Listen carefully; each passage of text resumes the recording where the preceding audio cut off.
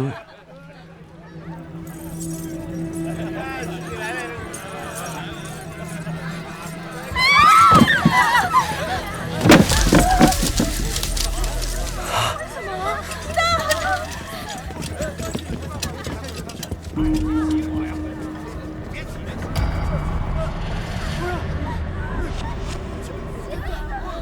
凤凰杀人了！凤凰杀人了！凤凰杀人了！都别动！大理寺卿胡大人在此，我看谁敢造次！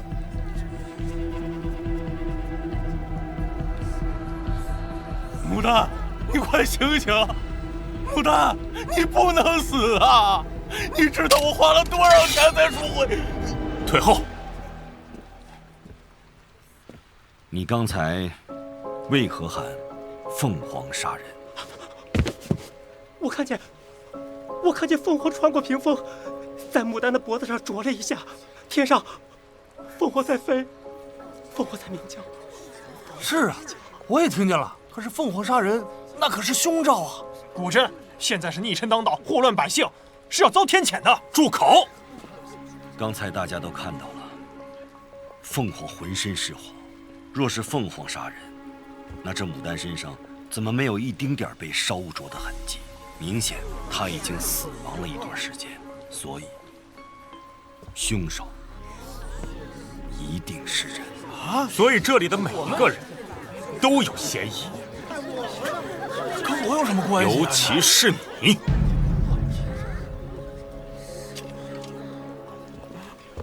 什么意思啊？你以为我没注意到你的袖剑？你说的是这个？哎呀，行走江湖带一件防身的兵器，不过分吧？我看你是想刺杀胡大人吧？我算是长见识了。你们这些官差，不在官府里好好办案，跑到这里来喝花酒，最可疑的是你们吧？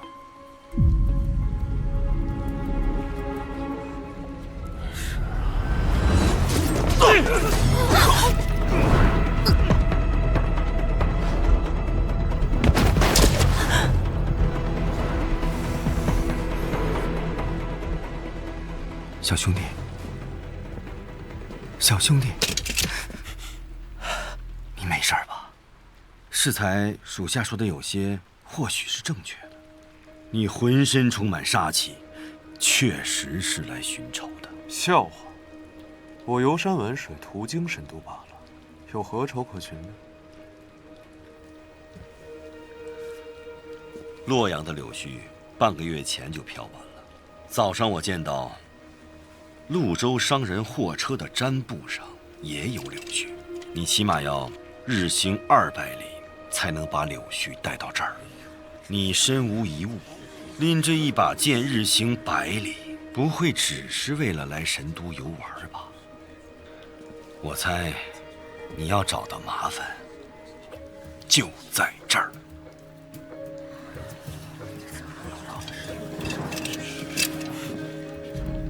如果我能证明凶手另有其人呢？你若能击凶，大理寺定不会污你清白。一言为定，麻烦帮我拿下剑。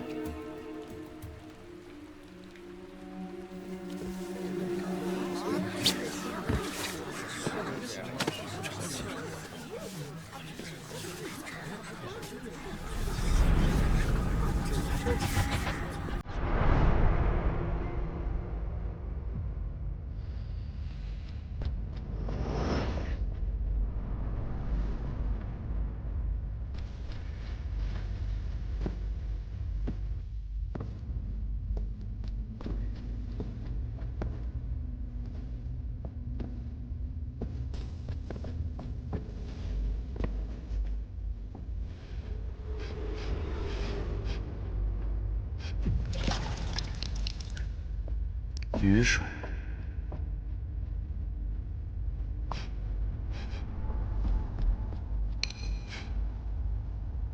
迷药，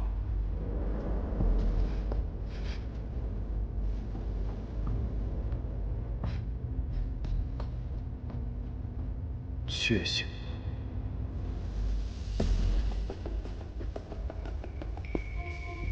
张木啊，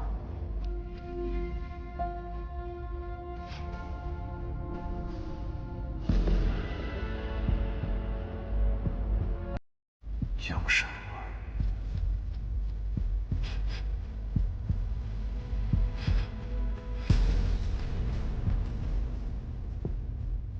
烟熏。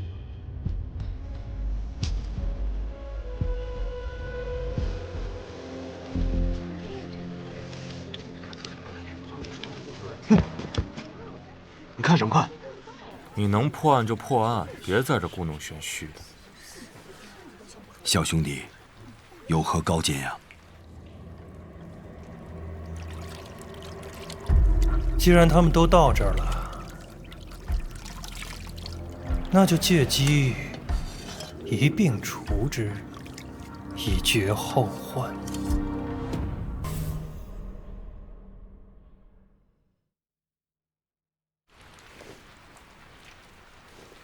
小兄弟，有何高见呀？死者的嘴里有一些迷药的味道，说明被人下了毒。这你也能闻出来？当然，还有他的衣服也是潮湿着，里面充斥着烟熏、雨水。或许早在舞女开始表演前，牡丹就已经被杀害，放在了这屏风之后。被杀后放在了屏风后了，怎么会这样？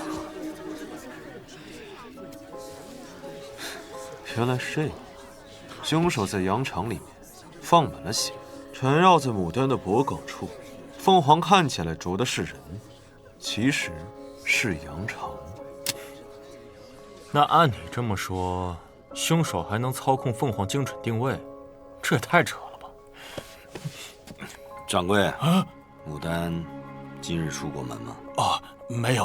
牡丹性格孤傲，平日就很少出门。你最后一次见到她是什么时候？大概是1个时辰前吧。应该是半个时辰以前。刚才命案发生时，你被吓破了胆，为何时间记得这么清楚？啊，禀大人，本店一直是靠香篆记录时间，一盘香篆是1个时辰。今日是牡丹姐亲自点的香，现在应该只烧了一半。那如果不是牡丹自己出去的话，就只有一种可能：凶手将其迷晕之后带了出去，残忍杀害之后才送了回来。不可能，酒楼只有1个大门，而且出入的客人我都记得清楚。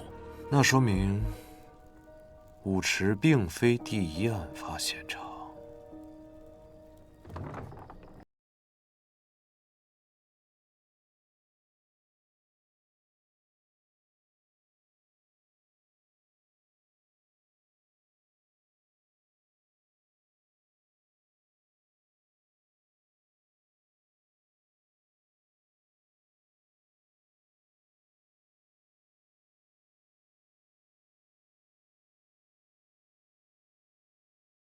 清楚，这是2楼，难不成凶手会分身术？上面自己用绳子放人，同时自己在下面接人。你分析的对，所以在这个酒楼里面还有另外一个帮凶。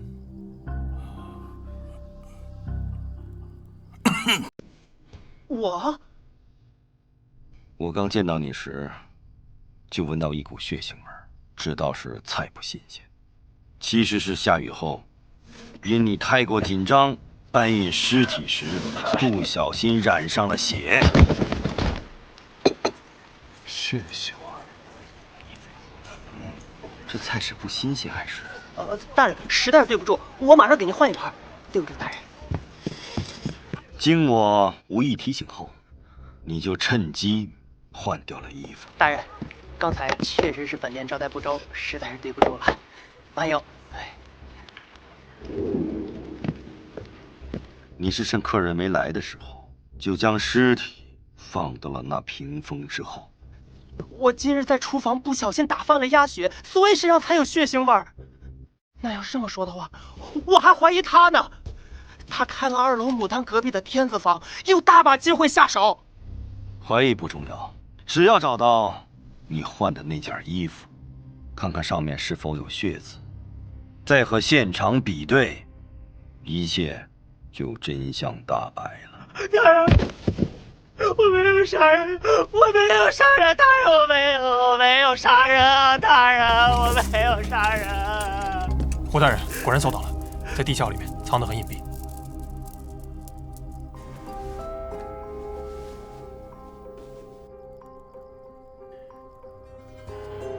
证据确凿，你还有什么话说？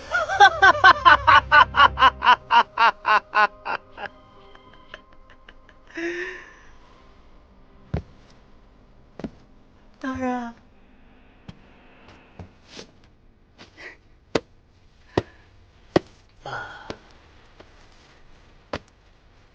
有句话是怎么说来着？哦，对，花开堪折直须折。牡丹这朵花是我折的。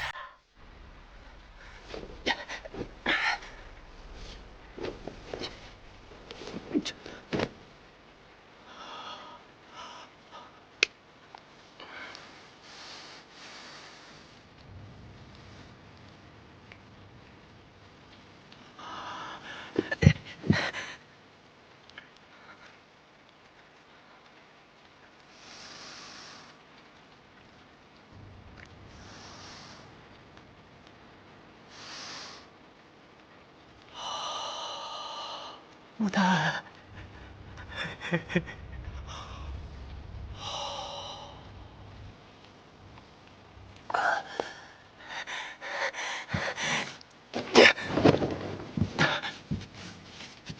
我这辈子够本儿啊，够本儿！把这个畜生带去！住手！走。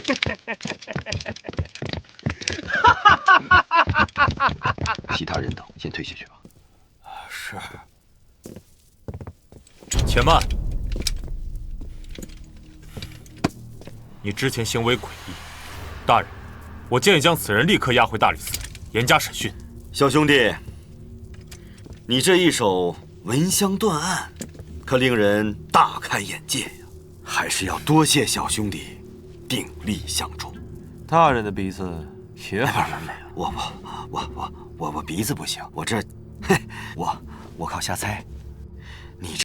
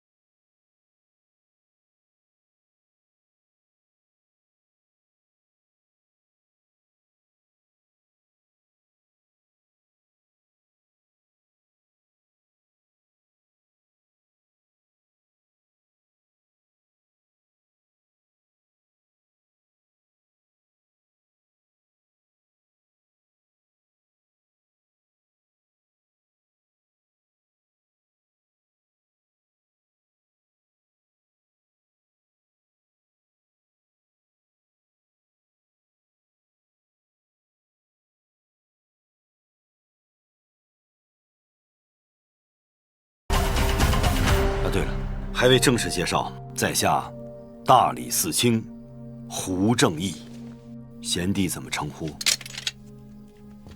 姓李，名建兴。建兴兄弟，哪里人？灵州。好地方。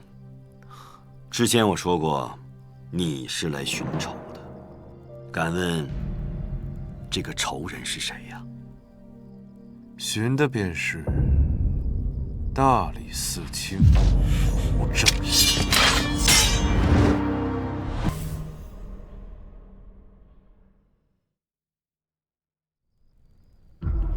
寻的便是大理寺卿胡正义。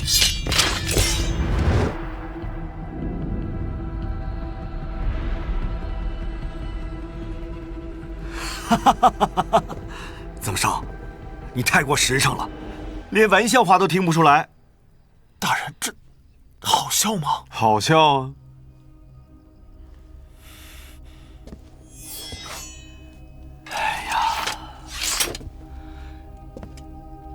贤弟，你可别小瞧大理寺啊！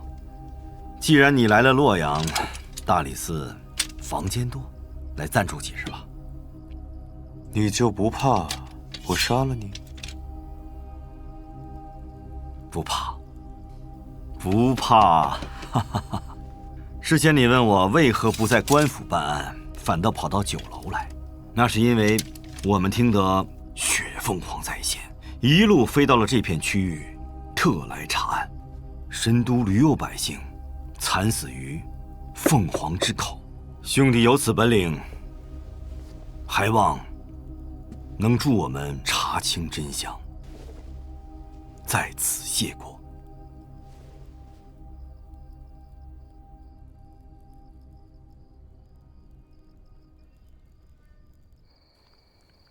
你的房间就在此处。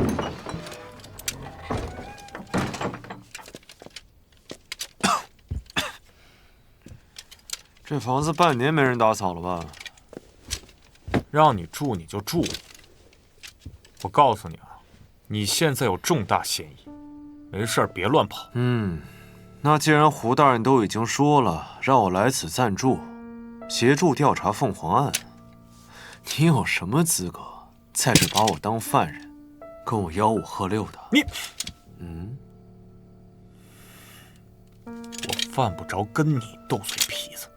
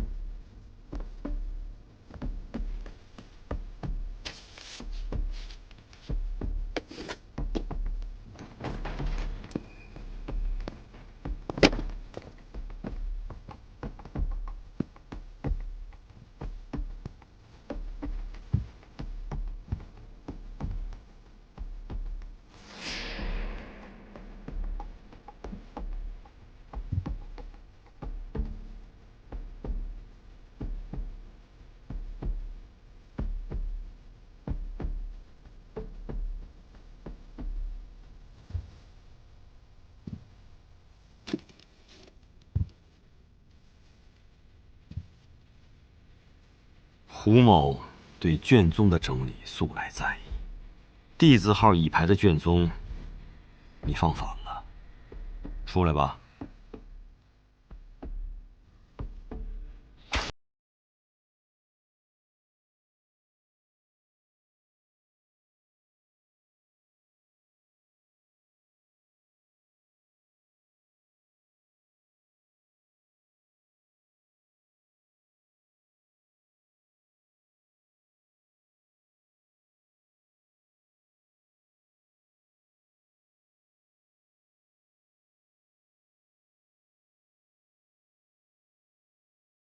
干勿躁，小心火烛。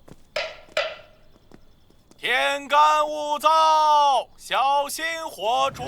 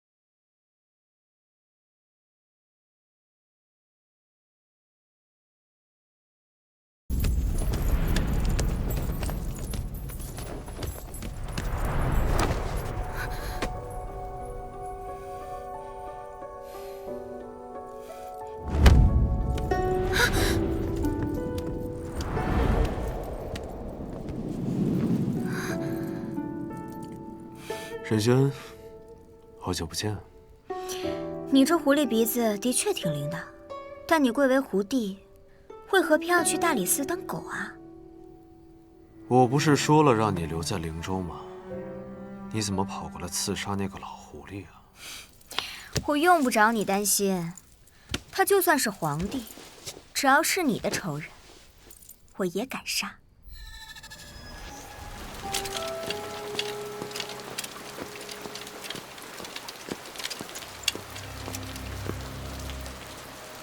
大人，我听说你最近住在福来酒楼，刚入住几日，但尚未找到合适的机会对他下手。以你的身手，不应该呀。自打大人告诉我李家灭门案的真凶就是胡正义，这个名字就如同烙印一样，深深地刻在我心里。但我仍需要查明灭门案背后所有的真相，所以，我需要等。你做事向来有分寸，我信得过。但切莫让我失望。好不容易查到当年的灭门案和胡正义有关，这唯一的线索可不能断了。而且洛阳城最近一直有百姓横死，不能见死不救。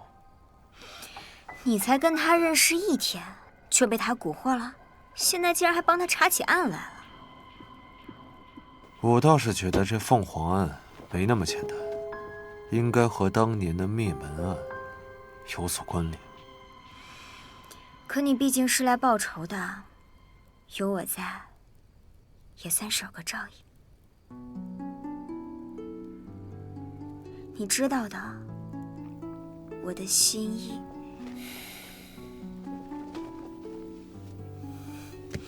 等你大仇得报，我们2个一起归隐山林。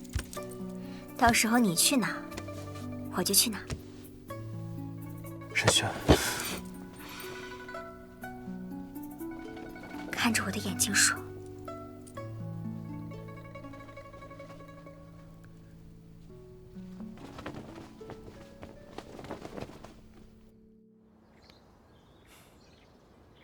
出去吧。是。这么多啊！根据现场的侦查情况，基本可以推断，昨晚从戊时到卯时，凤凰出现了5次，几乎每个时辰都在死人。有什么眉目吗？尸体是随意丢弃的，毫无规律可言，而且受害者的死亡时间也无法确认。唯一的相似之处是，这些尸体都是还未出阁的少女。总之，这就交给你了，甜甜。放心吧，芬哥。对了，最近大理寺来了个叫李建兴的，长得人模狗样的，但绝对不是什么好鸟。你记住，无论他跟你说什么，都不要回应。放心，我对胡大人绝对忠诚。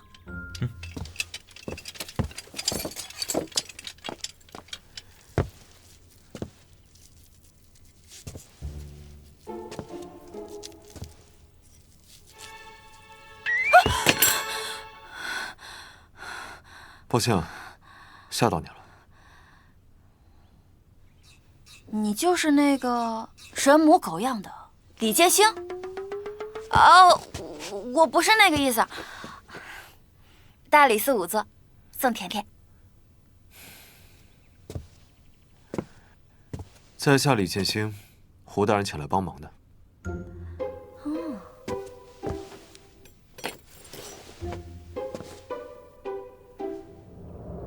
别动，刀上有毒。在下在外闯荡多年，第一次见到女仵作，还是身手这么好的女仵作。我在这儿是为了报胡大人的恩。哦，胡正义这个老狐狸，还知道收买人心。我是真心留下来的。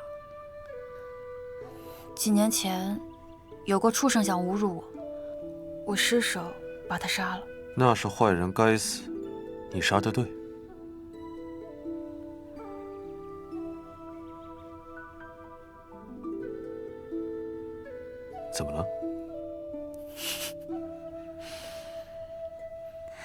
生头总是爱疑神疑鬼的。你能这样想，肯定不是坏人啦。所以是胡大人帮你脱了罪？胡大人判了我秋后问斩。什么？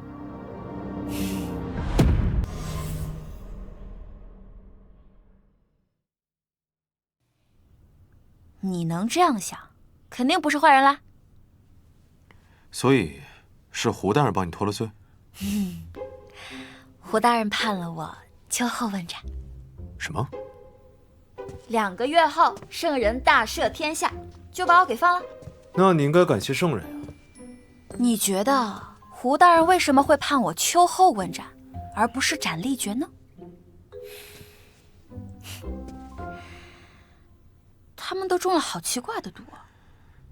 愿闻其详。死者是因为流血过多而死，但你看，伤口只有鸟啄般大小，这样大小的伤口是不足以流那么多血的，血会提前凝结。但这些尸体上的血都已经流干了，而且我问过现场的捕快，他们说现场也没有那么多血迹。所以你觉得是下了毒才会流这么多血？不是我觉得，是我验出来的。此毒无色无味，加之伤口又被清洗过，所以很难被发现。难怪我没闻出来。所以你知道这是什么毒吗？不过，你看，这些死者身上都有这样的痕迹，这些痕迹说明死者生前是被倒吊着，就像是被放干了血一样，太残忍了，太歹毒了，这肯定不是什么凤凰作案嘛。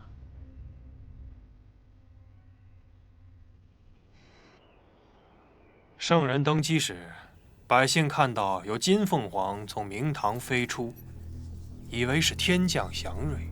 如今血凤凰一出，祥瑞变恶兆。臣以为当严查血凤凰一案，始作俑者将他们斩草除根。另外，再请江湖杂耍人上演一出金凤凰啄血凤凰的戏码，以此昭告天下百姓，血凤凰已被祥瑞降服。孙承景，你好大的胆子！圣人息怒，臣该死。你的确该死，江湖把戏怎么能跟当朝祥瑞相提并论？圣人圣安。胡青来了，你先起来吧。谢圣人。听闻昨日凤凰杀人时，胡大人刚好在案发现场。哦，这么巧。回圣人，就是这么巧。那胡青，你怎么看？臣以为，此案肯定不是凤凰杀人，而是人为。既然胡青这么肯定，那此案就交给大理寺去办吧。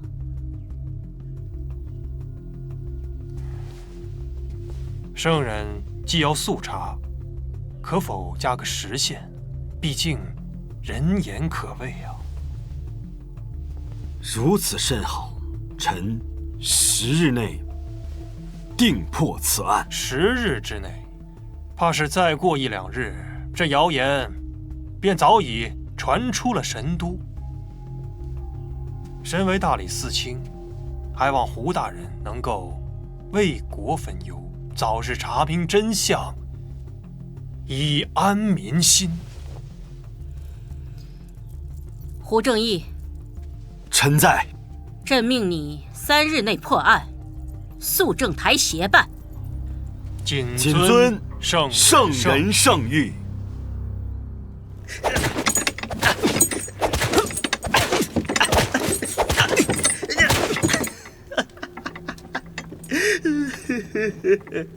牡丹，就是我先杀后奸的，什么帮手，那都是你们瞎猜的。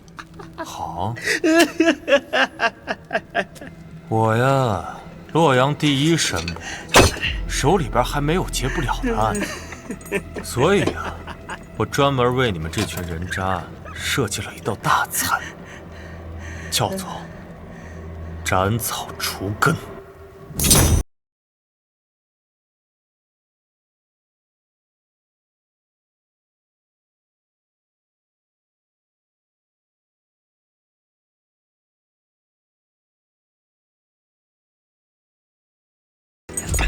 不仅如此，我会把你那活儿塞到你的嘴里，让你面见阎王时连话说不利索。尝尝。我说，大人，背后指使我。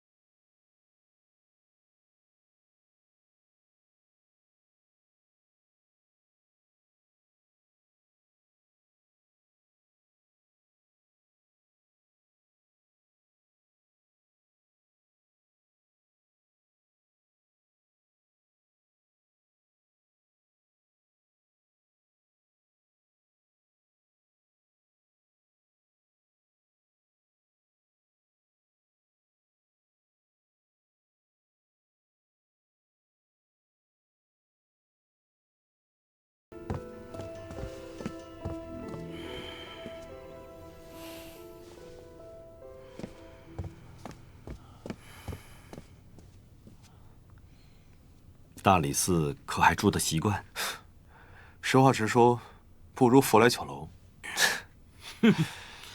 虽然我们这儿没有花团锦簇，但你想住多久就住多久，不花钱。大人留我下来，是有什么话想要对我说吗？哦，剑行贤弟啊，昨天咱俩第一次见面，我就觉得呀，你眼熟。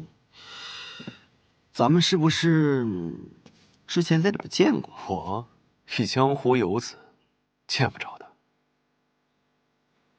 年纪轻轻就武艺高强，不知是族中长辈授意，还是拜过师门呢？家里呢，小门小户，父母走得早，也没拜过师，功夫啊，自然是江湖上学来的。剑星兄弟的话说一半，藏一半，身上的秘密很多呀。人呢，行走在江湖当中，自然是有些话不想去说的。比如，来大理寺的真实目的。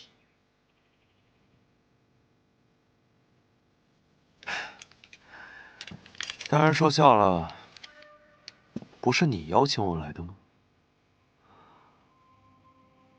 啊，对，忘了。实不相瞒，凤凰杀人案仵作验尸的结果，让我想起了一桩旧案。什么案子？12年前，李作府灭门案。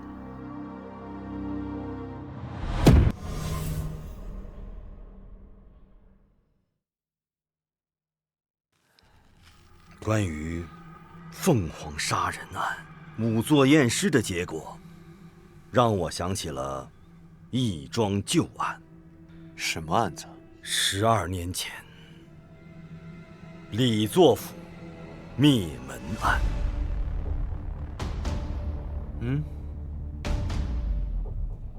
12年前，大将军李作被指控谋反，正待盛采，岂料家中便闯入了刺客，全家遭漏。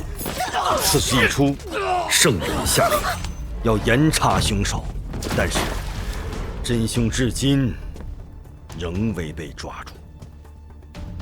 当年案中遇害者的死状几乎和本案一致。若能查明此案，或许就能推断出12年前那桩旧案的真相。鹰嘴钩，当时凶手使用的是一种特制的武器，状如鹰嘴，直插入脖颈、人迎脉。剑心兄弟，你怎么什么都那么清楚啊？行走江湖，略有耳闻。不过10多年来悬案未破，大人不觉得惭愧吗？人言可畏啊，大人就不担心旁人说大人不是不会破，而是不想破？剑心兄弟，话既然说到这儿了，咱们就大开天窗说亮话。剑心兄，你愿意助我一臂之力，去调查这桩凤凰案吗？可以啊，但我需要点东西。好说，好说。你需要什么？我需要一头猪。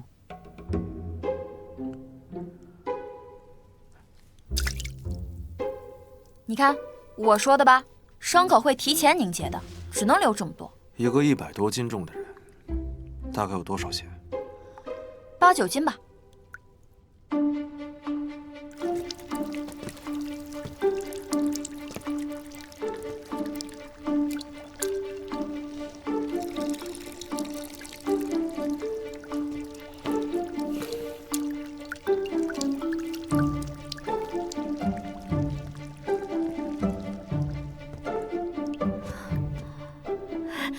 不流了。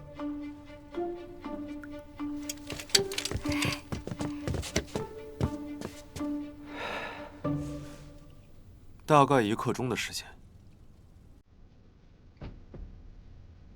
凶手把受害人掠走，运到案发现场，用1刻钟的时间杀人放血，再把尸体运回酒楼，全程一共用掉半个时辰。那杀人凶手要么步行，要么坐马车。按照这个速度计算，杀人现场距离福来酒楼应该不会超过5里。曾生，你带一队人马，仔细排查福来酒楼5里内可疑的地方。杀人现场必然足够隐蔽，血腥味儿也会很重。是，大人，不好了！胡大人，曾头，不好了，凤凰又杀人了。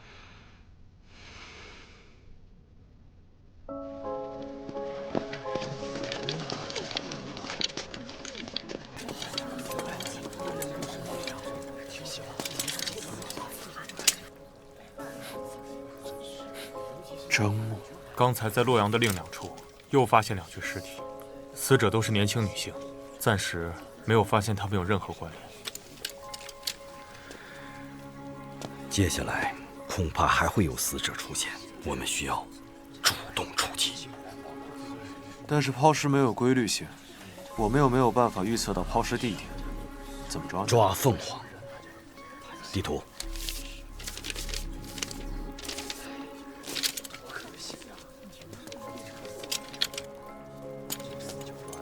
凤凰每次出现后都会飞上1刻钟的时间才消失，抛尸地点也不会太远，所以根据2个最远的案发地，划定凶手活动直径，在这个圈内进行搜寻，把我们的人分散开，形成网络。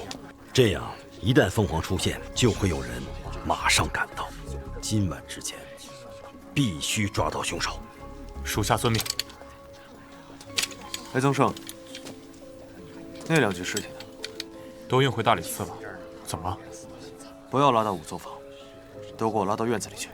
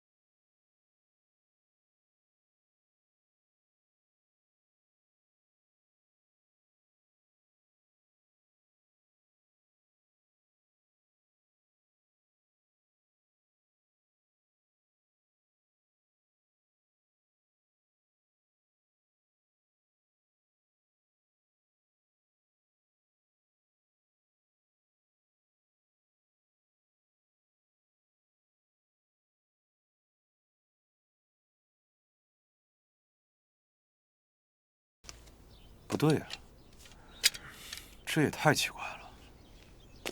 哪里不对？牡丹的房间里有樟木，所以她的身上有樟木味可以理解。宋姑娘为了避免尸体被虫蚊所叮咬，在仵作房里放置了大量的樟木，所以第一天被送来的5具尸体身上有樟木，也可以理解。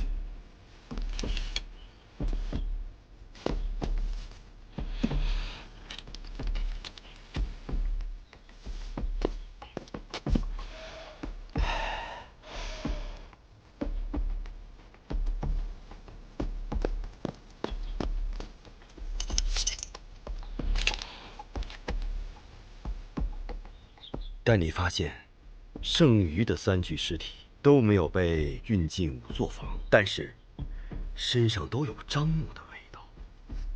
所以，除非这3具尸体生前都有用樟木条驱虫的习惯，而且樟木和樟木的味道是有差别的，而死者身上的樟木味儿都是统一的。我去取出来。星星大哥，哎，这小子招呼都不打就走了。大人，他对您不敬，我这是谁？别急，别急，我知道他要去哪里。神都，我比他熟。你也闻闻。我看就没这个必要了吧？不，非常有这个必要。是的，是的，这个味道到底是不是一致的，还是有区别的？从脚开始闻。那我试试。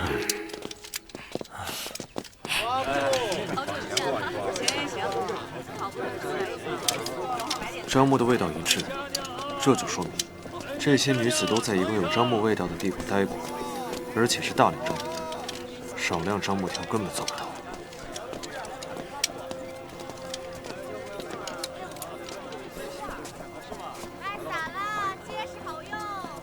樟木的味道。让一让啊！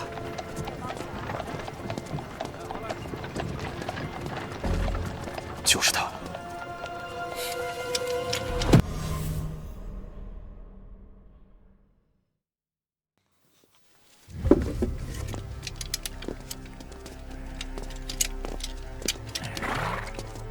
临济仓库。什么人？仓库重地也敢硬闯？大理寺办案。大理寺？那大人可有腰牌凭证？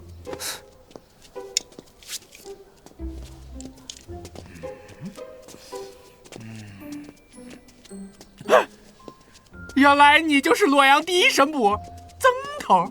哎呀，小的有眼无珠，曾馒头，请。大理寺曾胜前来查案，管事的何在？哎呀，来了！您就是曾胜？是我。你也是曾胜？那你们到底谁才是曾胜？当然是我。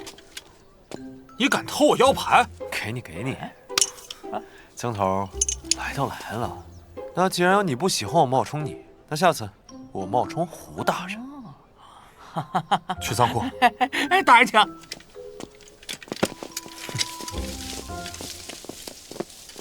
在神都，除了这间仓库之外，还哪里有大叶香樟啊？咱神都啊，不产这个大叶香樟啊，充其量啊，也就是老百姓家里有那个樟木条，可以去。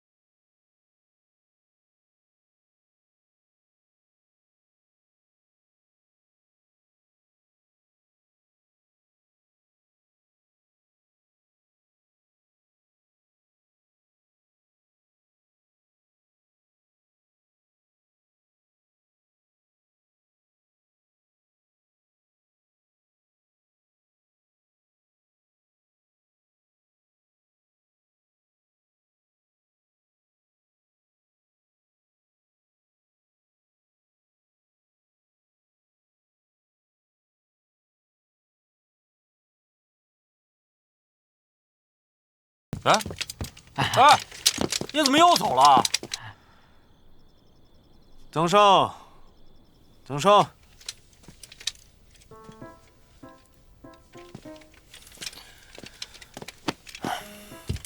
哟，挺认真啊，破案的。怎么样？有什么？看什么呢？你还挺适合这件衣服的，有什么发现吗？哎呀，有些地方没去成，但不过目前查探到的地方来看，香樟味浓郁，并没有血腥味。有没有可能这些女孩都在有樟木熏香的地方待过？写着点啊，新樟木和旧樟木之间的味道是有细微之差的。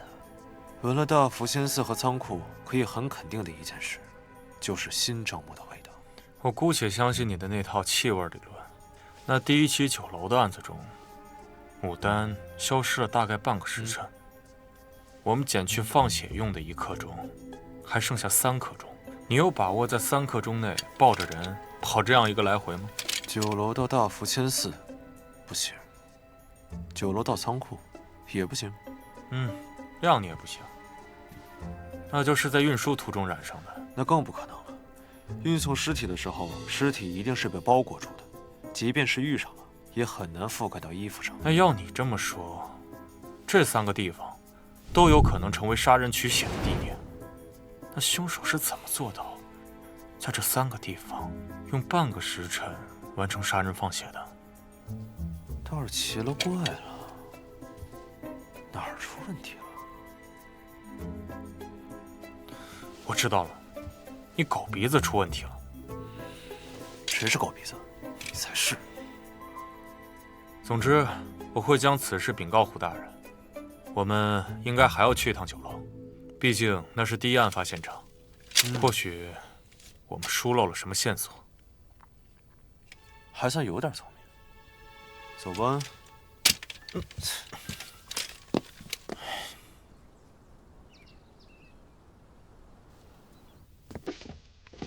掌柜的，怎么就你一个人啊？大人，我们这几日不开张。无妨，我们就是来溜达溜达。这福来酒楼在神都颇有名气，如今竟落得如此冷清啊！大人您也知道，发生那么大的事儿，客人们都不愿意来了，伙计们也都走光了，现在就剩我一个人在这打打杂什么的。杂役啊，这几日有没有什么可疑人员？别说可疑的了，人都没来过一个。掌柜去哪儿了？掌柜的说他身体不适，在家休息呢。那天晚上凤凰来之时，有没有什么人突然跑出去了？记不太清了，我可能得想想。香传。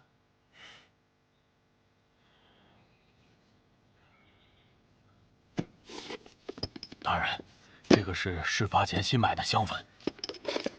哎，奇怪，这只用了1次，怎么少了2盒啊？有人偷偷换掉了香传。那就对了，事发当天，我们每个人都见过牡丹。当时堂官提醒我们，牡丹点燃了一支香篆，于是，在众人的潜意识里面，通过香篆倒推见到牡丹的时间。但殊不知，有人偷偷换掉了已经燃烧掉1半的香篆，如此便在众人的潜意识里面缩短了牡丹失踪的时间。所以，之后的命案，大约都是每隔1个时辰发生1次。这样的话，仓库和大福仙寺都有可能是第1现场。但我还是想不明白，为什么他们一定要把尸体送回酒楼呢？因为他们想拉我下水呀。看上去好像是针对圣人继位，其实主要对付的是我呀。大人，此话怎讲啊？这起案子，只要我在现场，就只能交给大理寺来查。这起案子还牵扯着圣人继位时出现的凤凰祥瑞。我若查，必然会牵扯出圣人登基时的旧事；我若不查，军令状为先，之后便是革职。此案一箭双雕，看似拿捏圣人，实则也顺手除掉我。大人，当今朝中与您不对付的，只有孙承景一党。可如果真是他干的，他就不怕没把您拉下水，反而把自己的荣华富贵给搭进去了。或许有什么无比重要的理由，使他即便丢掉自己的荣华富贵，也要把我拉下水。掌柜，哎，你说这个仓库的钥匙，你们这儿都有谁有啊？只有杂役小郭他有。那他有没有可能交给别人？这绝对不可能，因为我一开始就叮嘱过他，如果他把钥匙借给别人，万一这仓库丢什么东西，我绝对饶不了他。他会借给那个堂官吗？那绝对不会。那个堂官呢，他虽然说平时比较勤快，但是他手脚不干净，这点啊我们都知道。那牡丹宴开始前，杂役在什么地方？他应该是在后院忙活，平时他还做一些运输的事儿。他从什么时间开始来您这儿干活的？大概1个多月前吧。曾上，之前你们也查到，那个堂官也是1个月前才突然开始有钱的。是的。那杂役平日里有没有什么习惯呀？啊，他平时喜欢鼓捣些花花草草的，还有就是特别爱干净。花花草草。掌柜，方便您带我们去您后院看看吗？这个位置刚好可以看到死者的房间。那如果那天有人想要从这儿搬运尸体的话，就必须要先确保这个院子没有人。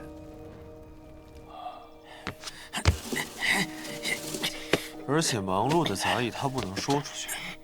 走。那如果这件事情想要绝对的万无一失的话，各位，那这个人其实就是杂役他自己。是你杀的牡丹！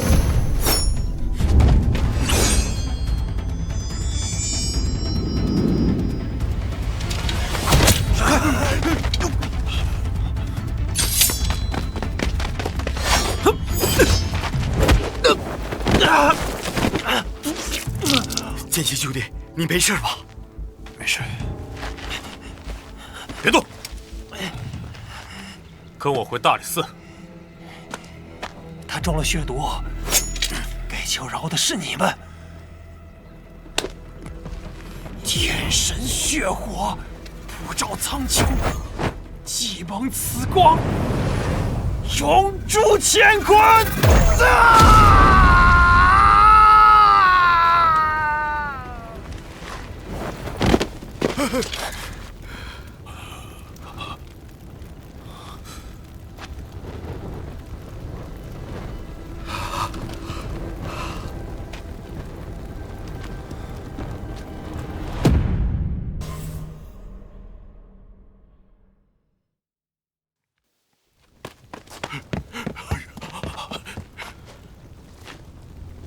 奇怪，这毒也无色无味，我未曾见过。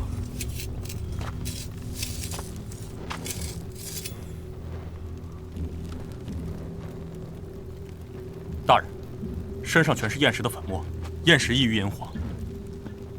曾胜，刀！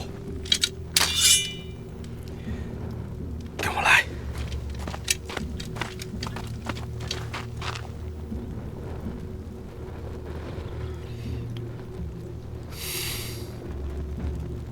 曾胜，去找根树枝。给，一会儿别喊出声，弄昏过去，我可不负责扛你。给我拿开！我但凡叫一声，你以后就是我义父了。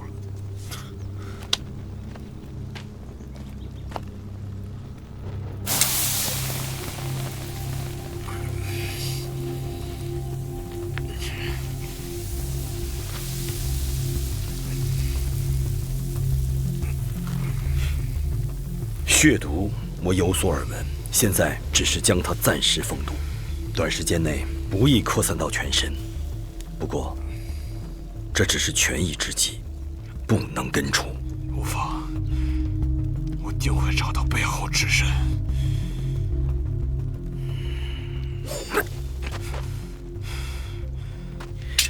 咱们回去吧，再不走就宵禁了。我可不想住在这儿。走。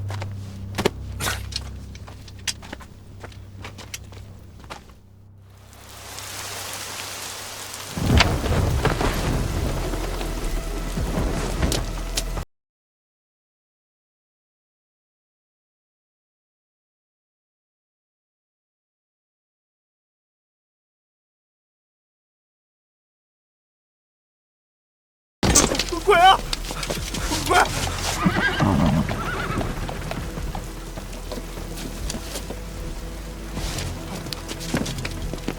大人，不好，大人！发生什么了？有鬼！一个没有脸的妖怪！有鬼！有鬼！胡说！朗朗乾坤之下哪来的鬼？一个没有脸的妖怪，刚刚就这样飘过来了。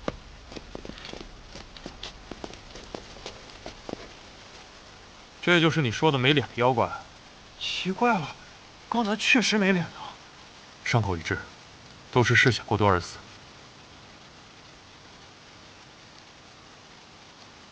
这具尸体和别的尸体不大一样，别的尸体的血都被抽干了，而这具尸体还残留着大量的血液。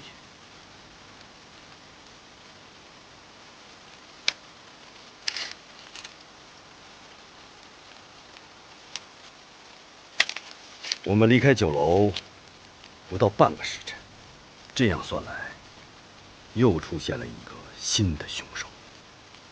这名死者伤得不轻了，却依然能够使用轻功，可见功夫出神入化。小小年纪竟有如此轻功，江湖上还有这种人物？道行大师的轻功很是了得。我听说他有一个女儿，自幼天赋异禀，继承了他的衣钵。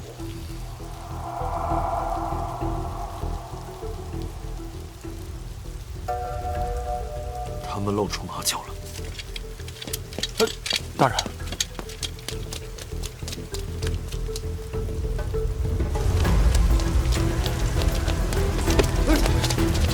这种新奇花件儿，看了。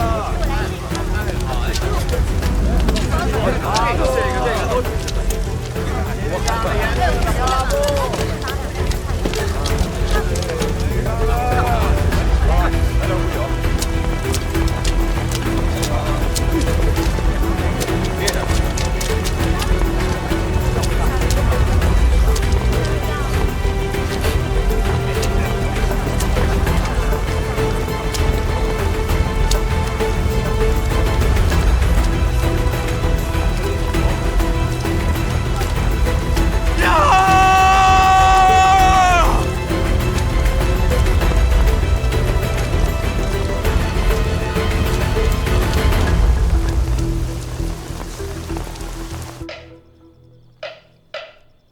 天干物燥，小心火烛。天干物燥，小心火烛。剑心兄弟，现在可是宵禁时间，让人抓住了很难解释的。胡大人，我身后这柄纯阳剑，是我挚友道行逆师夫妇的独门宝剑。看来他们已经将剑传授给他们的女儿。今夜我是去还剑。还剑？那你为什么不白天去啊？他们待的地方，那可是鬼市，白天进不得。鬼市？鬼市什么样？我们一块去好不好？这鬼市我之前怎么没听说过？你去过吗？哪儿那么多话？爱去不去？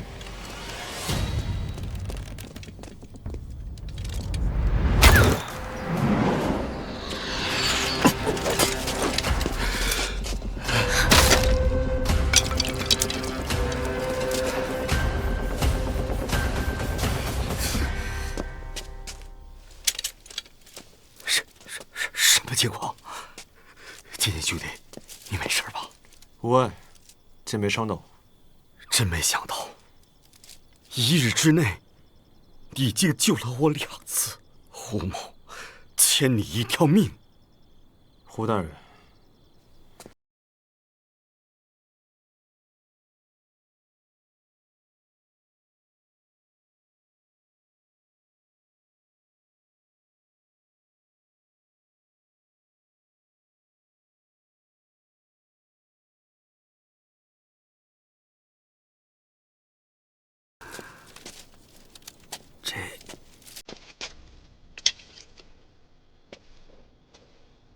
到底是谁要刺杀我呢？这支箭跟之前射入大理寺的那支形制是一样的，这是雀鹰的羽鸡。雀鸟通常都饲养在城北的萧山、军备司的老巢，估计是某些早就看不惯大理寺的贪官污吏，要趁机除掉我。哼，看来大人在朝堂上面也不大会做人。你鼻子灵，你闻闻。哎呦，我又不是狗，你说让我闻我就闻。剑行贤弟，你都救了我2次命了，咱们是生死兄弟啊！啊，闻闻吧，啊，乖，闻出线索也好有防备啊，对吧？应该是华母。华母。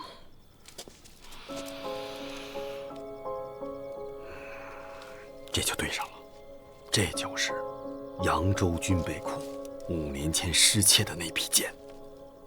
刚才的刺客，或许就是当年的偷剑贼之一。你想多了，仅凭一支断剑说明不了什么。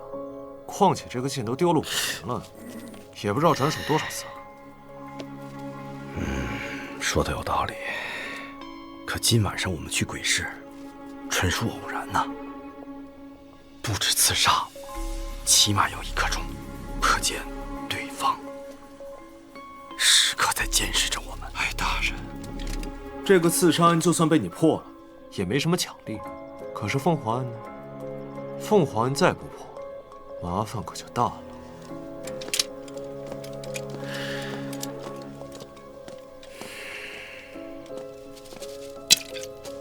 等等我！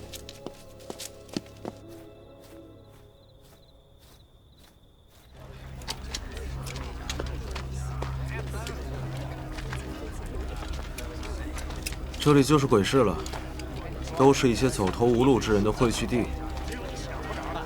吴大人，这里瘴气横生，随时随地都有可能被迷晕，小心。难怪，那这里也算是易守难攻了。啊，对了，你对这儿怎么这么了解啊？朝堂之上的事情，我没你清楚。不过在江湖上，我知道的一定比你多。就这么笃定？当然，要是没有我，你在这片鬼市里面绝对找不到倒行逆施的。看来你是小瞧我跟人打交道的能力了。打个赌，2两银子。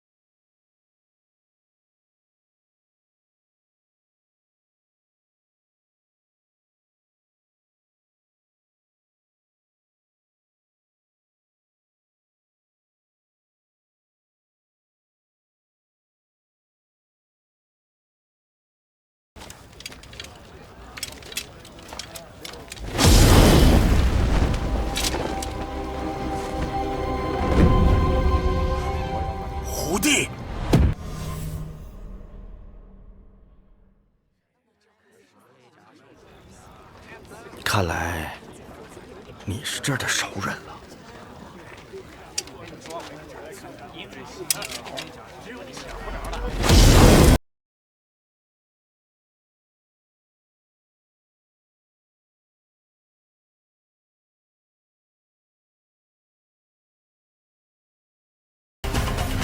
胡帝，听说过。3年前，在江湖上陆续出现了5位武功极高的侠客，被人们并称为武帝。没想到你就是其中之一，厉害，厉害呀！过奖了。道行逆施在何处？胡弟，小的领你去啊！走走走。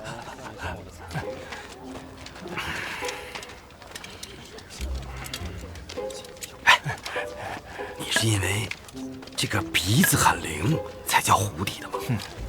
江湖谬赞。不过我的能力不仅仅是鼻子。你这个面具是在哪儿做的？明天我让曾胜也给我来一个。这材质乃是西域玄铁，天下罕有，仿造不了。胡大人，我可要提醒你，不要轻易冒充武帝，小心引来杀身之祸。这个谁？胡帝，你说笑了，我只是单纯的觉得好看而已。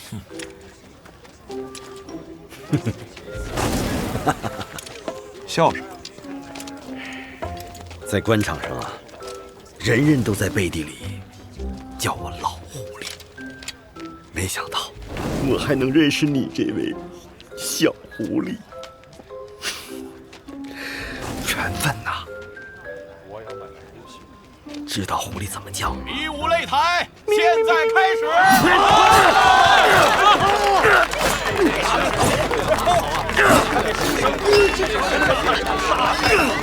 借口，谢谢。这位就是道行逆施吧？我给你介绍一下，这个擂台每月1次，如果我们赢了，就可以让3眼妖道把我们想找的人请过来。3眼妖道？对，传说他有3只眼睛。以我的经验啊，占卜不适合用在残疾兄上。反正现在也没线索，让他算算又何妨？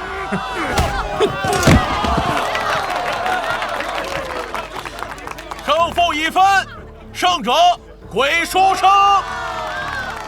下面还有挑战者吗？可你毕竟有伤在身，不适合再打擂台啊。不是还有你吗？胡大人，该上场了。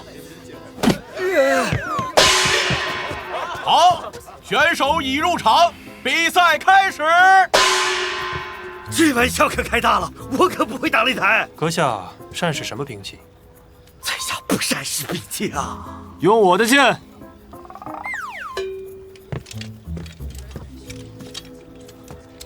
接着，你不是还欠我1条命了吗？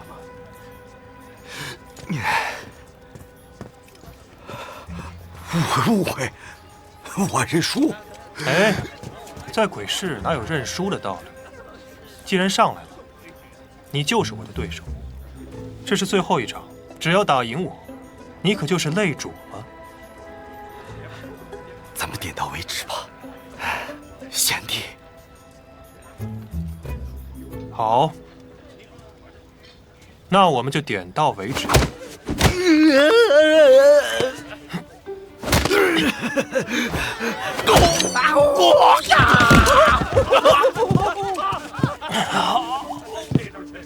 阁下好功夫，没想到深藏不露，我输了。胜负已分，胜负已分，胜者是金鸡大侠。快，带我们去见人啊！是。哎，怎么回事？老朋友，走个过场罢了。你就不能提前说一声吗？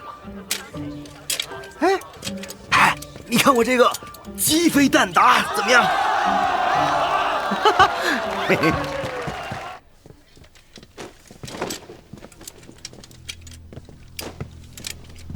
打赢了擂台，还使了诈。哎呀，反正只要合您的规矩不就行了吗？不会不给散吧？徒弟真会说笑。您来问我，我怎么敢不打？还谈什么规矩？你又认识？老朋友了。那你为什么让我打擂台？哎呀，朋友归朋友，但人家的规矩也得遵守吧。既然是你的朋友，这规矩怎么不是你守？这擂台怎么不是你打？你们想问什么？凤凰案背后的真凶到底是谁？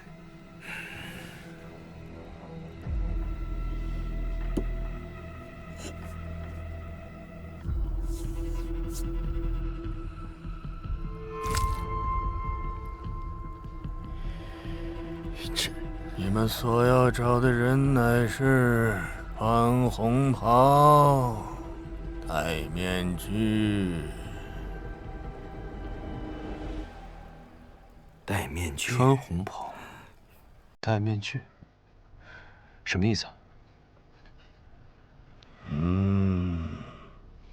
在江湖上，像你这样戴面具的人多吗？武帝行走江湖，都是以面具示人。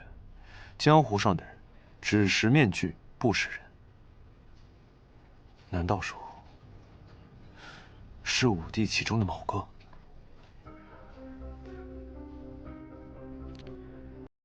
受害者的家属你问了吗？道长，道行逆师两位前辈，您方便？儿女我是，他了杀，谁是地道？断腕10岁他，把药定因我。天师刚才说是我女儿，到底是谁杀了她？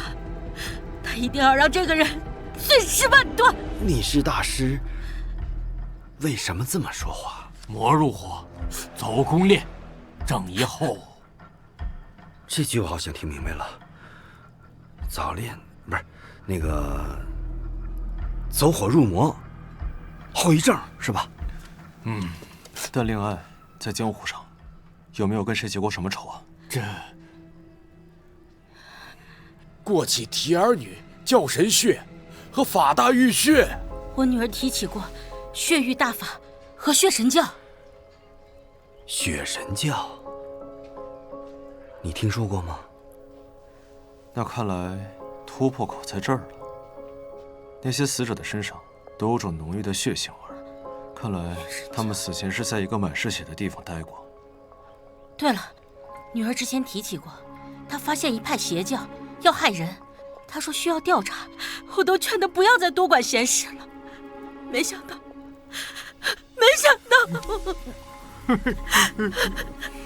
二位，请节哀。凶手所用的凶器，应该也是鹰嘴钩。天神血火，普照苍穹，既蒙此光，永驻乾坤。天神血火，普照苍穹，既蒙此光。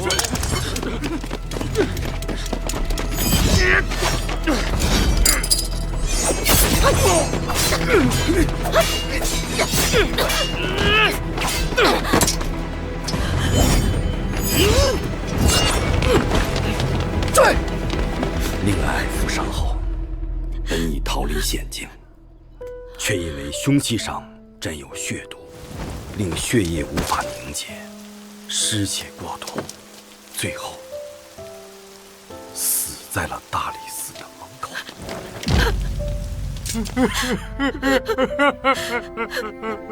怎么会？斯人已逝，还望二位节哀顺变。这柄纯阳剑是在令爱身边找到的，现在归还给二位。这剑您留下吧，还望虎帝大人能挟此宝剑，手刃凶手，替我们报丧女之仇。我的女儿，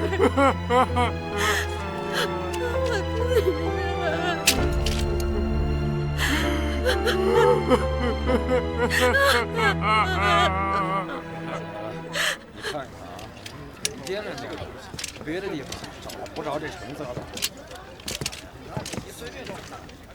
看来，正如道信和逆师所说，凶手跟血神教有关。他们需要大量的血液，接下来一定还会有死者出现。和三眼道人说的红袍子也对上。总算是有些眉目了。沈轩的迷香。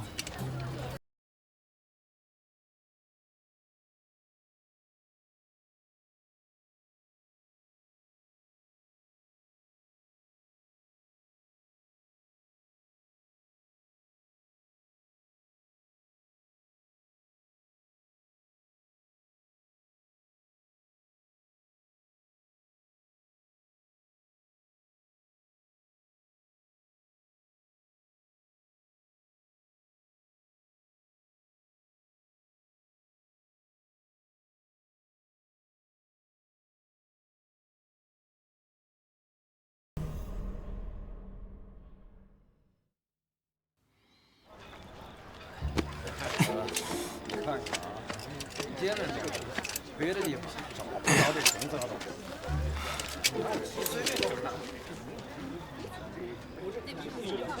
胡正义，胡正义，我在别的地方见到好几个一样的东西。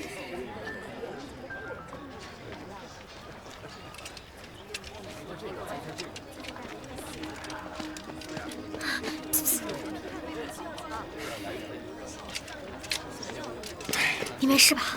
查好胆说。你刚才为什么要替他挡剑？多好的机会啊！我现在就杀了他。还不是时候。胡正义要帮我查当年的李家旧案，我倒要看看他能找出什么名堂来。本来就是他干的，还有什么可查的？你千里迢迢的来神都，不就是为了报仇吗？没错，这张脸我记忆犹深，但是当年我不知道他是谁。我们好不容易查到了这个线索，当时在酒楼的时候，我第一眼就认出了他。我要的不是他的命，而是背后的真相。他当年为什么要这么做？背后主谋是谁？我爹到底有没有叛国？这一切都是需要调查的。我知道了，不过这狗贼奸猾得很，你现在是羊入虎口，一定要万事小心。放心，我会注意的。倒是你，别再贸然行动了。知道了，听你的。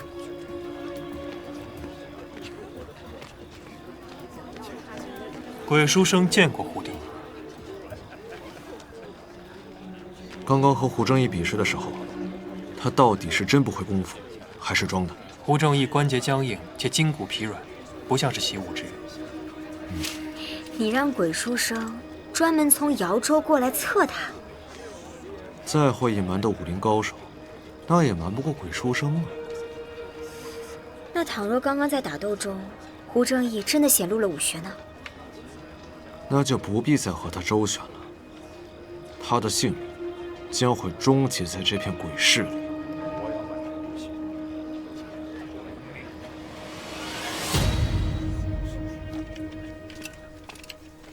胡大人，胡大人，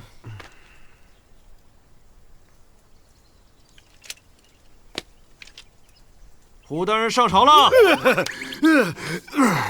臣参见陛下。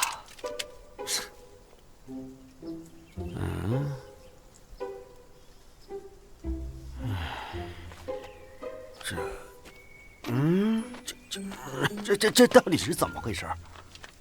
鬼市瘴气，胡大人口气倒是不小，结果躺这儿了。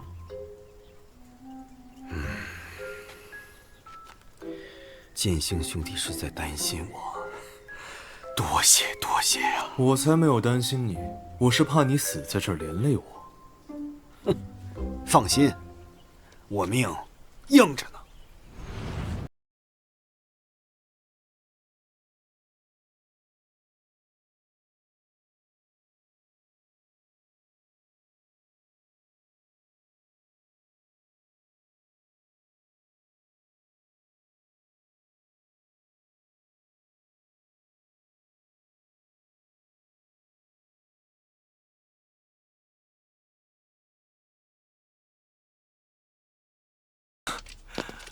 哎呀，我和你们说什么来着？我堂堂洛阳第一神捕，小小一个凤凰，还大人，还得是曾大人，我抓到了，我抓到凤凰了。这哪里是什么凤凰呀？这明明是只鸡呀！这明明就是凤凰。小曾啊，我看你抓凤凰是抓魔怔了，连烧鸡都能当凤凰。大人您看清了，看再清，这也是只鸡。待会儿加餐，大人最喜欢吃的就是鸡了。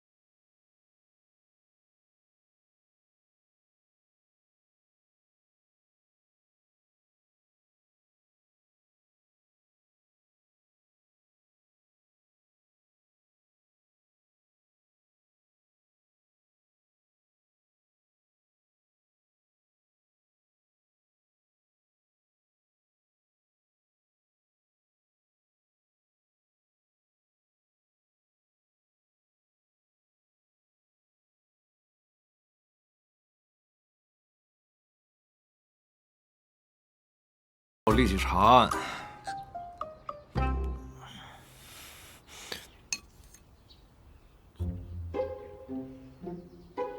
甜甜，你不爱吃鸡腿的话，你就吃鸡翅吧，这是曾大哥专门给你留的。谢谢曾哥。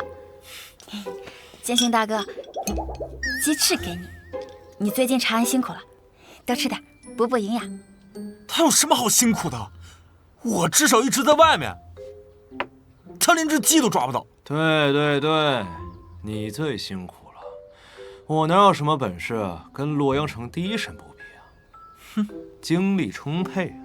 这办公了一天，还有时间去赌坊玩一宿，厉害着呢。不过曾少输了不少银两吧？你这纯属胡说八道！你有什么证据啊？你看见了？我闻着了。你的头发丝里有大量罗勒叶的味道，但是赌坊老板为了让客人提神醒脑，特意点。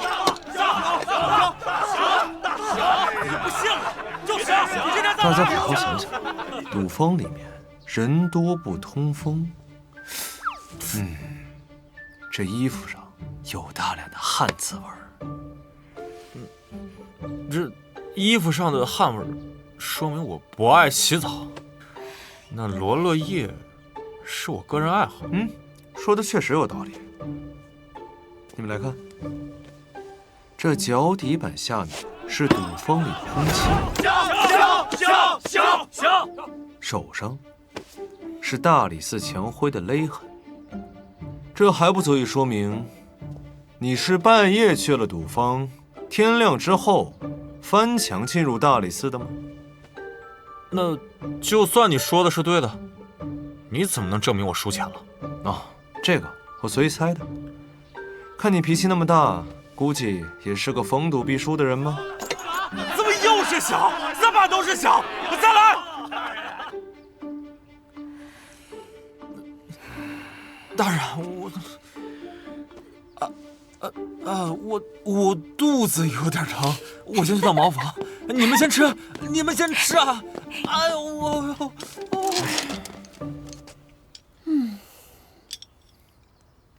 我怎么感觉这个味道有点怪怪的？什么怪怪的啊？你看。啊，这是还没消化的香樟叶和樟树种子。还没消化的粪便啊！